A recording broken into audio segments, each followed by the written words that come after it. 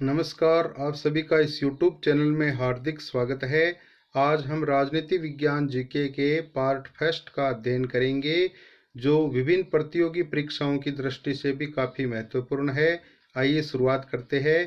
Question number 1, भारतीय संविधान को संविधान सभा द्वारा कब अंगीकार किया गया? आंसर है 26 नवंबर 1949 और भारतीय संविधान पूर्णतः लागू हुआ था 26 जनवरी 1950। नेक्स्ट है, नीति निर्देशक तत्व किस देश के संविधान से लिए गए हैं? आंसर है आयरलैंड। नेक्स्ट है, राज्यों में संवैधानिक संकट होने पर राष्ट्रपति शासन संविधान के किस अनुच्छेद के तहत लगाया जाता है? आंसर है अनुच्छेद 356। नेक्स्ट देखते हैं, 42वें संविधान संशोधन द्वारा प्रस्तावना में किन शब्दों को जोड़ा गया है? आंसर है समाजवादी, पंथ निरपेक्ष तथा अखंडता को। नेक्स्ट है, भारत के संविधान की प्रस्तावना में प्रयुक्त हम भारत के लोग वाक्यांश से क्या तात्पर्य है? आंसर है संविधान को स्वीकार करने वाले भारत के नागरिक, यानी अंतिम प्रभुसत्ता भारतीय जनता में निहित है।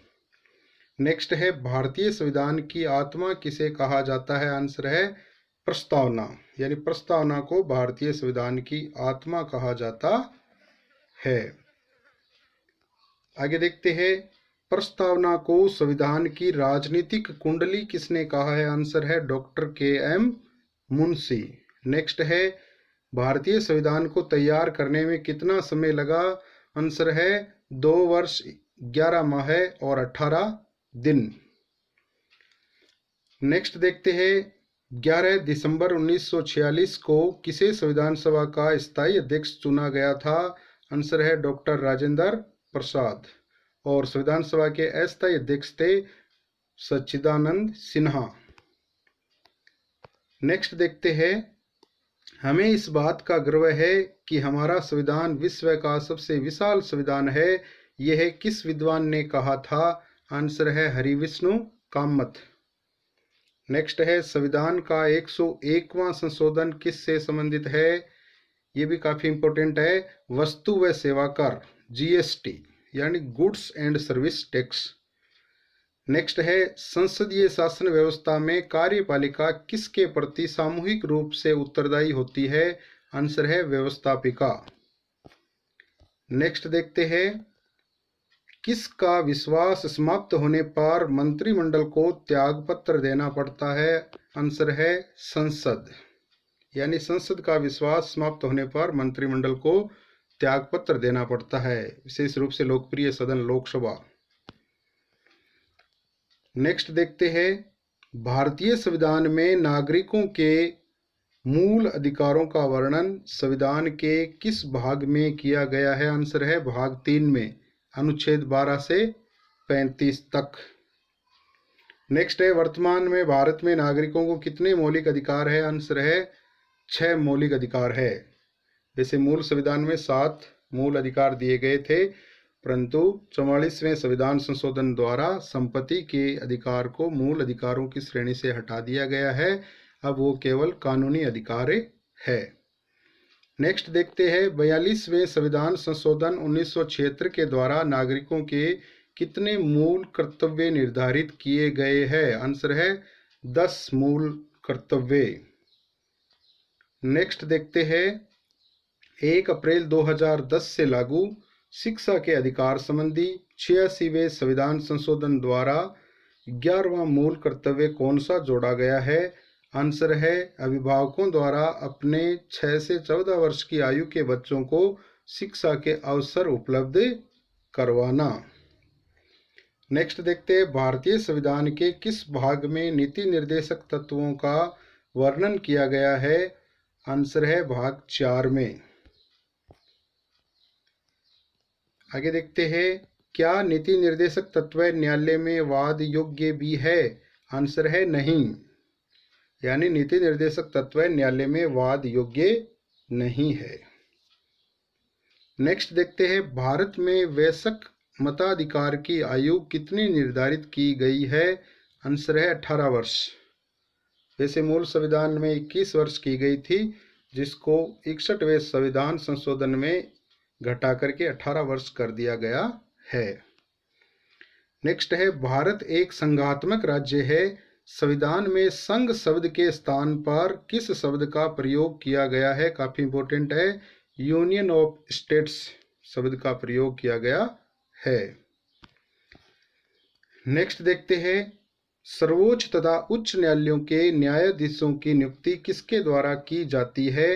आंसर है राष्ट्रपति द्वारा।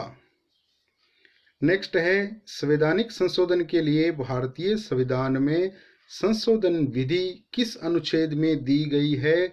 आंसर है अनुच्छेद 368 में।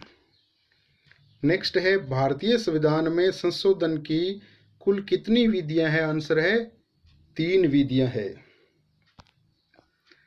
नेक्स्ट देखते हैं, हमारे संविधान में संसद को सर्वोच्च बनाया गया है, साथ ही उसको नियंत्रित करने के लिए किसको संविधान की व्याख्या करने का अधिकार प्रदान किया गया है? आंसर है सर्वोच्च न्यायालय को। नेक्स्ट देखते हैं, न्यायिक पुनरावलोकन क्या है?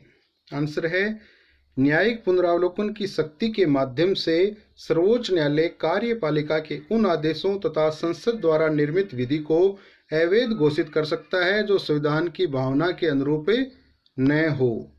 नेक्स्ट देखते हैं, नीति निर्देशक तत्वों के किस अनुच्छेद के अनुसार राज्य का यह कर्तव्य है कि वह अंतर्राष्ट्रीय शांति व सुरक्षा तथा राष्ट्रों के बीच न्यायपूर्ण व सम्मानजनक संबंधों की स्थापना करे? आंसर है अनुच्छेद 51। नेक्स्ट देखते हैं, संविधान के किस भाग में आपातकालीन उपबंधों का स्पष्ट उल्लेख किया गया है? आंसर है भाग 18। नेक्स्ट देखते हैं, हमारे संविधान के अनुच्छेद 352, 356 एवं 360 किस से संबंधित है? आंसर है आपातकाल, यानी आपातकालीन उपबंध है इसमें। अनुच्छेद 352 के तहत देश में सशस्त्र विद्रोह होने या बाहरी आक्रमण होने या युद्ध की स्थिति होने तथा 356 के तहत राज्यों में संवैधानिक संकट उत्पन्न होने पर एवं 360 के तहत वित्तीय संकट उत्पन्न होने पर आपातकाल लगाया जा सकता है और उस समय शक्ति है वो राष्ट्रपति के हाथ में आ जाती है, शासन की समस्त शक्तियां। नेक्स्ट देखते हैं, संविधान सभा की प्रथम बैठक कब हुई थी? आंसर है 9 दिसंबर 1946। नेक्स्ट देखते हैं, प्रारूप समिति के अध्यक्ष कौन थे? आंसर है डॉक्टर भीमराव अंबेडकर। आगे देखते हैं, भारतीय सेनाओं का सर्वोच्च सेनापति कौन होता है? आंसर है राष्ट्रपति, यानी तीनों सेनाओं का सुप्रीम कमांडर राष्ट्रपति होता है। नेक्स्ट है, राष्ट्रपति राज्यसभा के कितने सदस्यों को मनोनीत करता है? आंसर है 12, जो साहित्य, संगीत, कला आदि विभिन्न क्षेत्रों के जो विशेषज्ञ होते हैं उनको मनोनीत किया जाता है। नेक्स्ट है, प्रधानमंत्री की नियुक्ति कौन करता है? आंसर है राष्ट्रपति। धन्यवाद। चैनल को सब्सक्राइब भी करें तथा वीडियो को शेयर भी करें।